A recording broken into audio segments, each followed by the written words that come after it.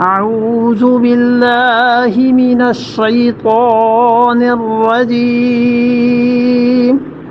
بسم الله الرحمن الرحيم إلا تنفروا يعذبكم عذابا عليما ويستبدل قوما غيركم ولا تضروه شيئا واللہ علی کل شیء قدیر. کچھ بھی نہیں. الا تنفروا، اگر تم نہیں نکلو گے، یعذبکم، وہ خدا تمہیں عذاب دے گا، عذابا علیما، اور عذاب بھی ایسا دے گا کہ درد کا عذاب دے گا، المناک عذاب ہو جائے گا. نکلو اللہ کی راہ میں، دکھ کی مار پڑے گی. وَيَسْتَبْدِلْ، اور اللہ تعالیٰ تبدیل کرے گا، قومن، ایک گروہ کو لائے گا، غیرکم، تمہارے علاوہ کوئی اور گروہ آ جائے گا. ولا تضروہ شیئا، اور تم اس کا کچھ نہیں بگاڑ سکو گے.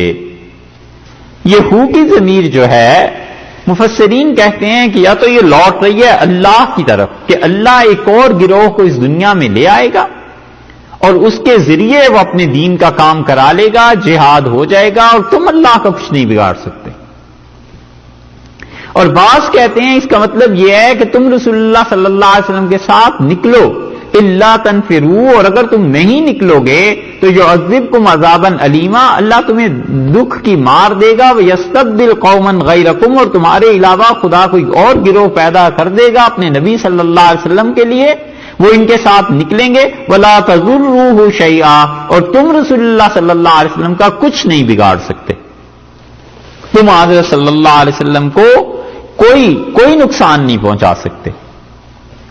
اور تیسری تفسیر یہ کی گئی ہے کہ الا تنفروا، اگر تم خدا کی راہ میں نہیں نکلو گے، اللہ کے دین کے لیے کام نہیں کرو گے، یعذبکم عذابا علیما، تو اللہ تمہیں دردناک سزا دے گا. ایک، وَيَسْتَبْدِلْ قَوْمًا غَيْرَكُمْ، خدا اپنے اس دین کے کام کے لیے کسی اور جماعت کو لے آئے گا. وَلَا تَضُرُّوهُ شَيْئًا، اور تم خدا کے دین کا کچھ نہیں بگاڑ سکتے. تمہاری وجہ سے دین ختم نہیں ہو جائے گا تمہارے نہ جانے سے. کیوں نہیں نکلتے؟